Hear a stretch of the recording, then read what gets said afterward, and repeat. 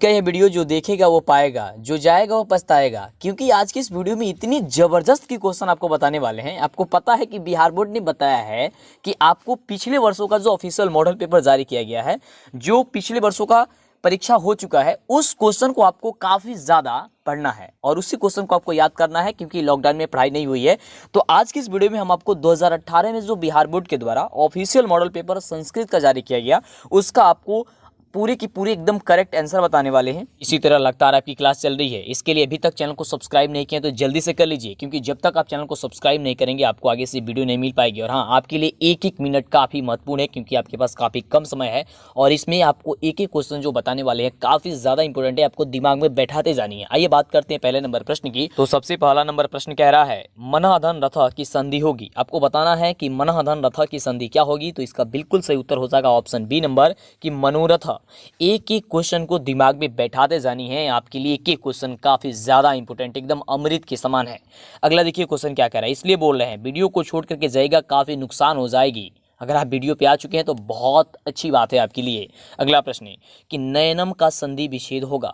नयनम का संधि विच्छेद क्या होता है। बिल्कुल इसका करेक्ट उत्तर हो जाएगा ऑप्शन बी नंबर की ने धन अनम होता है। क्या होता है, ने धन अनम होता है, यानी ऑप्शन बी होगा बिल्कुल करेक्ट उत्तर। कहीं पे भी गलत उत्तर दिया गया होगा उससे आप सावधान रहिएगा। अगला देखिए प्रश्न क्या कह रहा है, अधन ई से कौन सा नया वर्ण बनेगा। अधन ई से कौन सा नया वर्ण बनेगा। बिल्कुल इसका सही उत्तर हो जाएगा ए, कि अधन ई के से जो बनता है वह ए बनता है। धन ई से क्या बनता है बाबू, तो ए बनता है। ये याद करके आप रखिएगा। अगला प्रश्न देखिए, काफी जबरदस्त प्रश्न है। यदि धन अपि किस संधि का उदाहरण है। यदि धन अपि किस संधि का उदाहरण है, आपको यह बताना है। इसका बिल्कुल करेक्ट उत्तर क्या हो जाएगा बाबू, बिल्कुल आपको बताएं, इसका आंसर हो जाएगा ऑप्शन ए नंबर स्वर संधि हो जाएगा। सोच क्या रहे हैं, जल्दी से चैनल को सब्सक्राइब कीजिए और लाइक नहीं किए तो लाइक करके दोस्तों में इसे शेयर कीजिए। जितने ज़्यादा शेयर कीजिएगा उतने ही ज़्यादा स्टूडेंट का लाभ होगा। अगला नंबर प्रश्न कह रहा है गुरुवः प्रश्नम पृच्छन्ति रेखांकित पद में कौन सी विभक्ति लगी हुई है। यानी कि जो यहाँ पे रेखांकित किया गया है ना गुरुवः, यहाँ पे कौन सी विभक्ति लगी हुई है आपको ये बताना है। एक ही क्वेश्चन आपके लिए काफ़ी ज़्यादा इंपॉर्टेंट है। इसका बिल्कुल सही उत्तर क्या हो जाएगा, ऑप्शन ए की प्रथमा है। कौन है बाबू, प्रथमा है, यानी ऑप्शन हो जाएगा ए नंबर। अगला देखिए प्रश्न क्या कह रहा है। अगला प्रश्न है कि रागी किस विभक्ति का रूप है। रागी किस विभक्ति का रूप होता है आपको ये बताना है। इसका बिल्कुल करेक्ट उत्तर क्या हो जाएगा, सप्तमी विभक्ति का ये रूप होता है, यानी ऑप्शन बी नंबर इसका बिल्कुल करेक्ट उत्तर हो जाएगा। अगले प्रश्न की बात करते हैं, बहुत ही जबरदस्त प्रश्न है कि अस्मद सर्वनाम शब्द का षष्ठी विभक्ति क्या होगा। अस्मद सर्वनाम शब्द का षष्ठी विभक्ति क्या होगा बाबू, आपको ये बताना है। तो इसका बिल्कुल करेक्ट उत्तर हो जाएगा अस्माकम, यानी कि ऑप्शन हो जाएगा ए नंबर।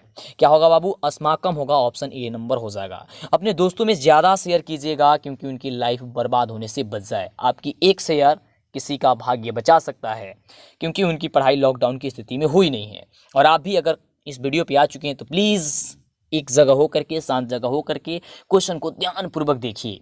अगला क्वेश्चन देखिए, और पता है तो फटाफट कमेंट करते रहिए, जिससे कि आपका रिवाइज हो जाए। अगला प्रश्न है, नदीसु गंगा पवित्रता अस्ति वाक्य में रेखांकित पद में कौन सी विभक्ति लगी हुई है। रेखांकित पद देखिए कहाँ पे है, नदीसु में है।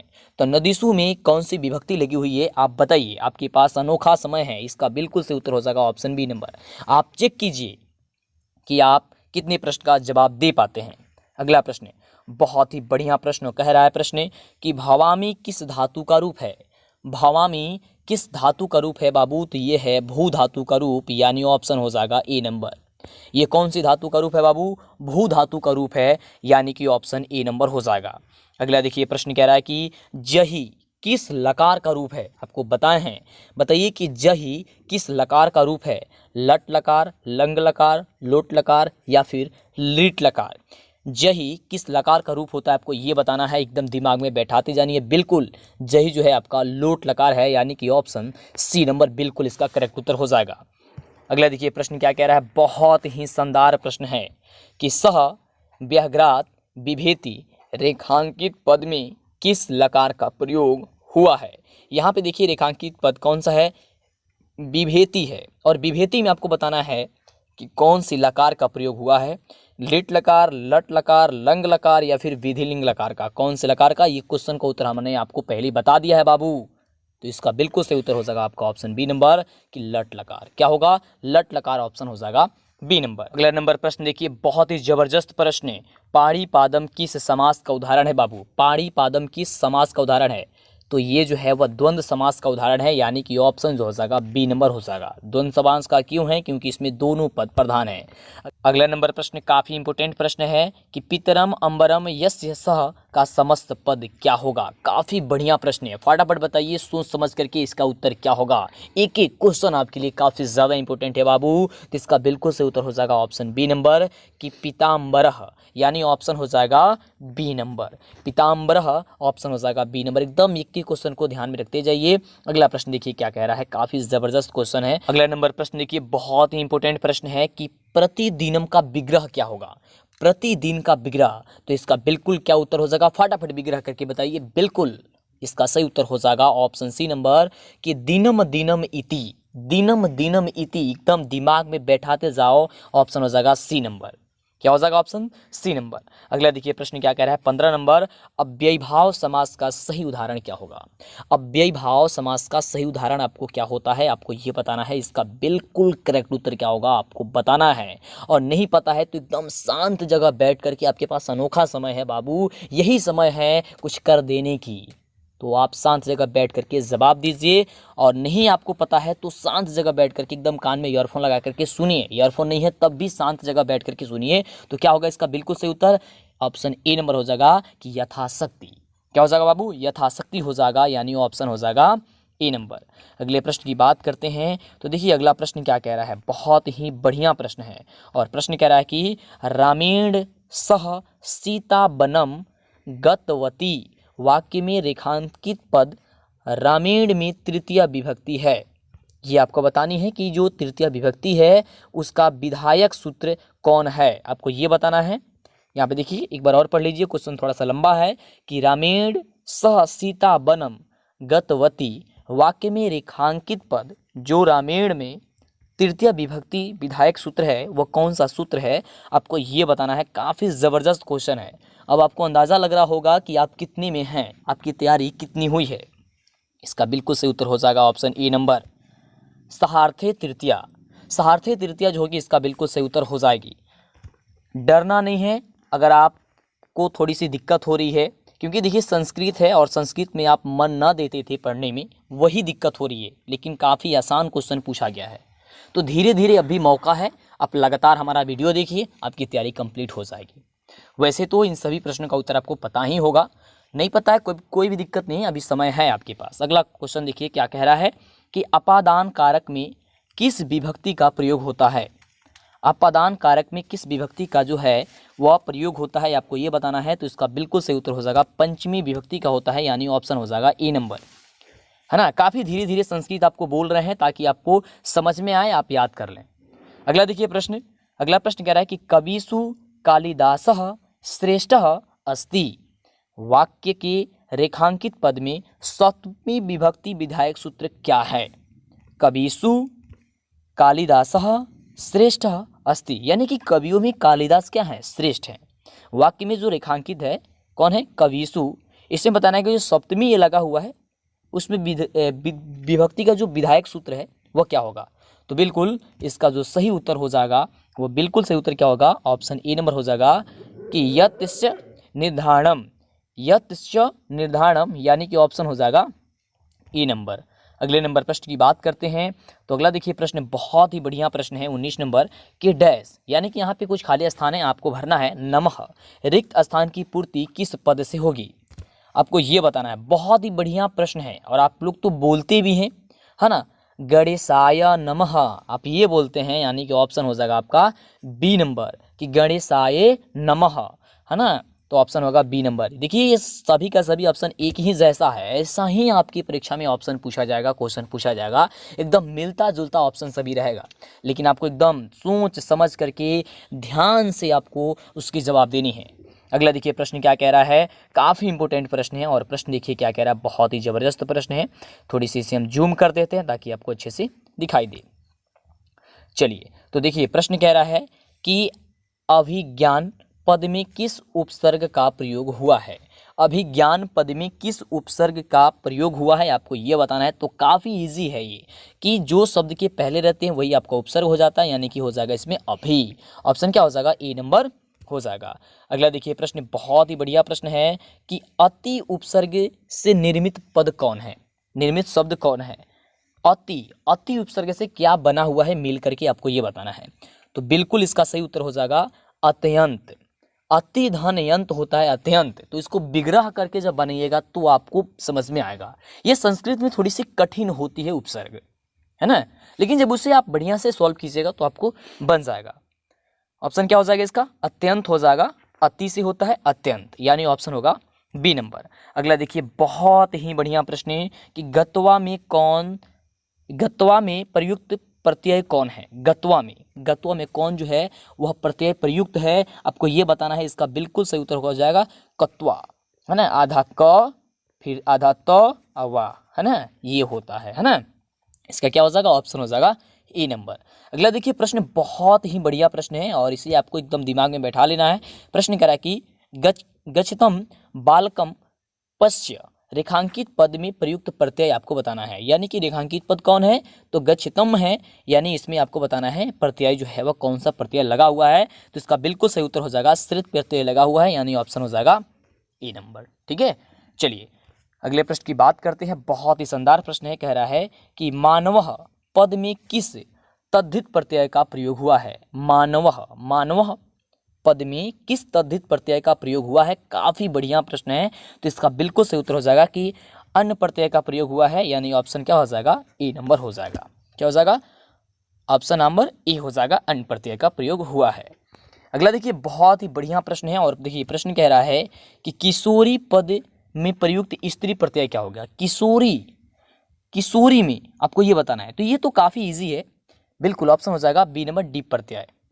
आपको कई बार बोले हैं कि जहाँ पे भी स्त्री प्रत्यय आपको पूछे तो वहाँ पे अधिकतर में डी प्रत्यय ही होता है, तो कुछ समझ में ना आए तो डी पे टिक कीजिएगा।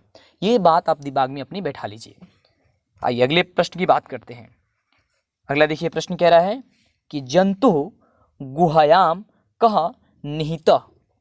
बहुत ही बढ़िया प्रश्न है कि जंतु गुहायाम कह निहितः, इसमें क्या है आपको ये बताना है। इसका क्या होगा आपको बिल्कुल सही उत्तर 26 नंबर प्रश्न का, तो बिल्कुल तत्वम। जंतु गुहयाम कह निहित, तो जंतु गुहयाम तत्वम निहित, यानी ऑप्शन क्या हो जाएगा, ए नंबर हो जाएगा। अगला देखिए अगला प्रश्न कह रहा है, ये सभी आपका बुक से प्रश्न है, अड़ोह अड़ियानी कह। तो अड़ोह अड़ियानी क्या चीज बाबू, तो बिल्कुल अड़ोह अड़ियान आत्मा, यानी ऑप्शन क्या हो जाएगा, बी नंबर हो जाएगा, अड़ोह अड़ियान आत्मा, ऑप्शन बी नंबर, है ना। चलिए ये श्लोक का जो है ना एक एक लाइन को वहां से हटा करके पूछ दिया जाता है, तो काफी मतलब जबरदस्त है आपकी ये सारी जितने भी क्वेश्चन आपको बता रहे हैं। अभी तक लाइक और चैनल को सब्सक्राइब नहीं किए तो गलती मत कीजिए, फटाफट कर लीजिए, क्योंकि यूट्यूब का रूल है। क्योंकि ऐसा ना हो कि हम आपको लिए काफी जबरदस्त वीडियो अपलोड कर दें और आपके पास वो ना पहुंचे, है ना। तो जल्दी से पहले चैनल को सब्सक्राइब कर लीजिए। और हाँ, मेरा रिक्वेस्ट है आप सभी से कि आप हर एक बच्चों के पास शेयर कीजिएगा, जिससे कि उनकी जो तैयारी नहीं हो पाई है वो हो जाए। आपका एक शेयर उनका भाग्य बदल सकता है। प्लीज़ शेयर जरूर कर दीजिएगा, दोस्तों का हेल्प कीजिएगा, तो बहुत बड़ा आपका फायदा होगा, है ना। चलिए अगला प्रश्न देखिए क्या कह रहा है 28 नंबर की, पाटलिपुत्रम कस्या तटे अस्ति। पाटलिपुत्रम कस्या तटे अस्ति, तो आप सभी जानते हैं ये पाटलिपुत्र जो है वो किसके तट के किनारे स्थित है। तो सभी जानते हैं कि गंगायाः, यानी कि गंगा के किनारे स्थित है। ऑप्शन क्या हो जाएगा, डी नंबर हो जाएगा। वह गंगा के किनारे स्थित है, यानी कि गंगायाः, है ना। क्वेश्चन क्या कर रहा था कि पाटलिपुत्रम यानी कि पाटलिपुत्र, कस्या यानी कि किसके, तटे यानी कि तट पे, अस्ति माने है, किसके तट पे स्थित है कौन, पाटलिपुत्रा, तो गंगायाः यानी कि गंगा के तट पे। अगला देखिए प्रश्न क्या कह रहा है, बहुत ही जबरदस्त क्वेश्चन है, ये खुद बिहार बोर्ड के द्वारा ही बताया गया है सारे क्वेश्चन। अगला देखिए, कस्य शासकस्य काले पाटलिपुत्र नगरस्य शोभा रक्षा व्यवस्था च अति उत्कृष्टा आसीत्। किसका शासन, किसके शासन काल में पाटलिपुत्र नगर का शोभा रक्षा व्यवस्था और बहुत ही ज्यादा क्या था, उत्कृष्ट था। ये काफी जबरदस्त है आपकी क्वेश्चन, फटाफट बताइए इसका उत्तर क्या हो जाएगा। बिल्कुल बाबू, चंद्रगुप्त मौर्यस्य, यानी कि चंद्रगुप्त मौर्य के समय में, चंद्रगुप्त मौर्यस्य, ऑप्शन हो जाएगा बी नंबर। अगला देखिए, बहुत ही बढ़िया प्रश्न की अलस कथा पाठ के लेखक कौन है। अलस कथा पाठ के लेखक कौन है आपको ये बताना है। बहुत ही शानदार क्वेश्चन है, इसका जवाब आपको बताना है। हमने आपको बता दिया है, बिल्कुल ऑप्शन हो जाएगा बी नंबर कि विद्यापति। क्या हो जाएगा बाबू, विद्यापति। अगला देखिए, अगला जो प्रश्न है बहुत ही शानदार प्रश्न है और कह रहा है कि मिथिला का मंत्री कौन था बाबू। मिथिला का मंत्री कौन था, तो आपको हमने बार बार बताया है कि मिथिला का जो मंत्री था वह कौन था, तो बृहस्पति था, यानी ऑप्शन होगा सी नंबर की बृहस्पति। अगला देखिए, अगला प्रश्न है कि आधुनिक संस्कृत लेखिकाओं में कौन प्रसिद्ध है। आधुनिक संस्कृत लेखिकाओं में कौन प्रसिद्ध है आपको ये बताना है। बहुत ही बढ़िया प्रश्न है। क्षमा राव या मिथिलेश कुमारी मिश्र या गंगा देवी या फिर पुष्पा दीक्षित, तो इसका बिल्कुल सही उत्तर क्या हो जाएगा बाबू, ऑप्शन ए कि क्षमा राव प्रसिद्ध है, यानी ऑप्शन ए हो जाएगा।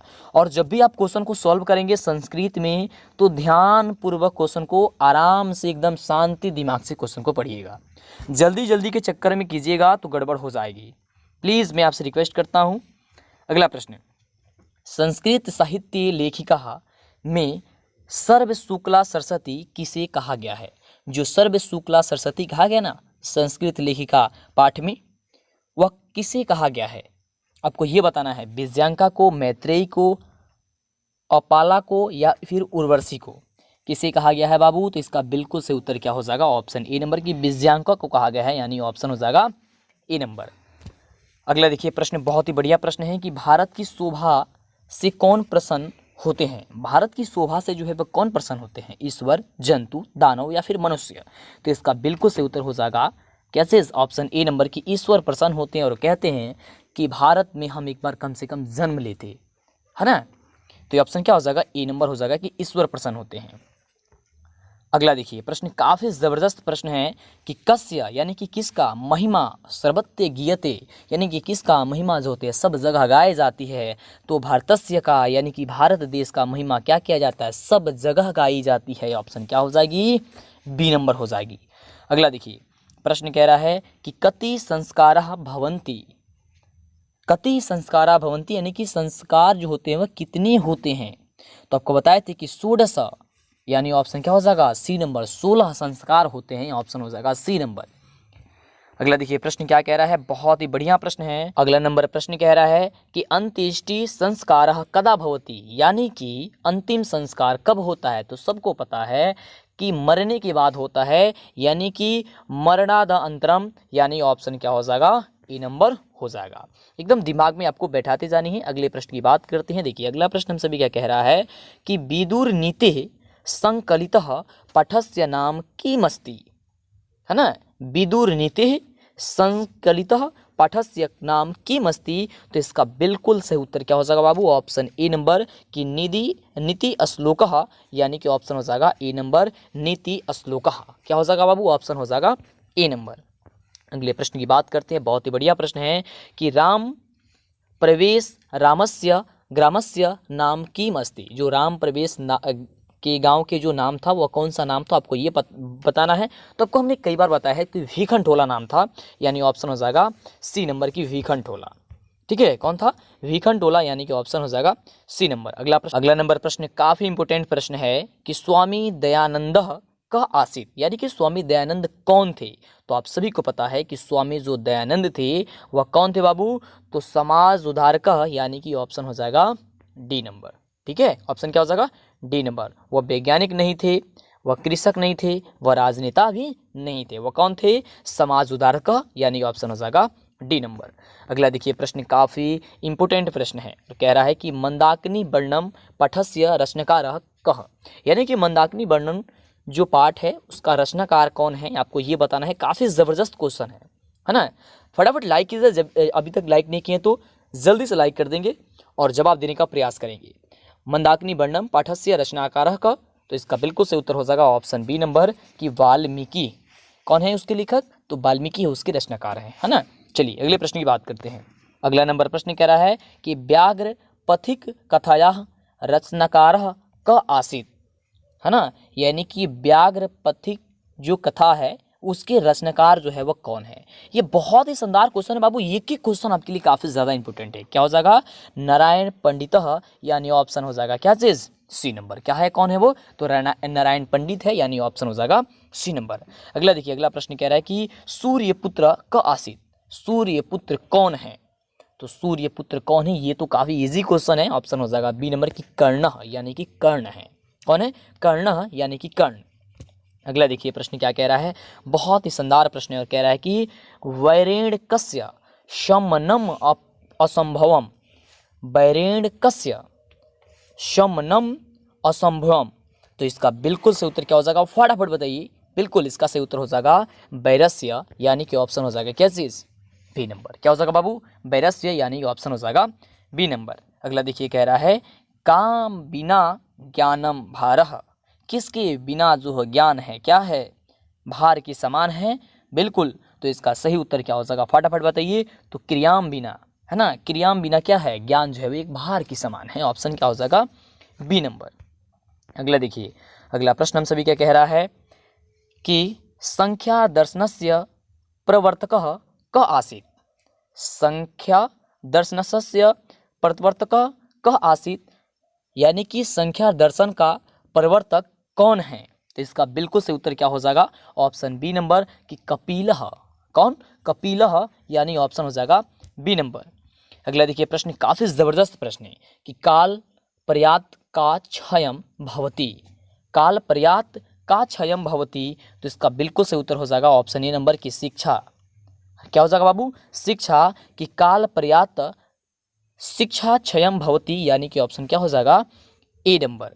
अगला देखिए बहुत ही बढ़िया प्रश्न है और प्रश्न देखिए क्या कह रहा है कि व्याघ्र पथिक कथा किस ग्रंथ से उत्कृष्ट है, जो व्याघ्र पथिक जो कथा है ना वो किस ग्रंथ से जो है उत्कृष्ट है, किससे लिया गया है, आपको ये बताना है। तो ये बहुत ही शानदार क्वेश्चन है, इसका बताना है आपको जवाब। तो हितोपदेश से लिया गया है, यानी ऑप्शन क्या हो जाएगा, ए नंबर हो जाएगा, है ना, ये ए नंबर आपका हो जाएगा। और आपको अंतिम में बताना है कि आप कितने प्रश्न का जवाब दे चुके हैं अभी तक। और इसी तरह की कमाल की वीडियो लगातार बाबू चल रही है, पिछले वर्षों का ऑफिशियल मॉडल पेपर आपको मिल रही है देखने को, जो खुद बिहार बोर्ड के द्वारा जारी किया गया है। और ये सभी क्वेश्चन हम अपने मन से नहीं, खुद बिहार बोर्ड बताया है कि काफ़ी इंपोर्टेंट है।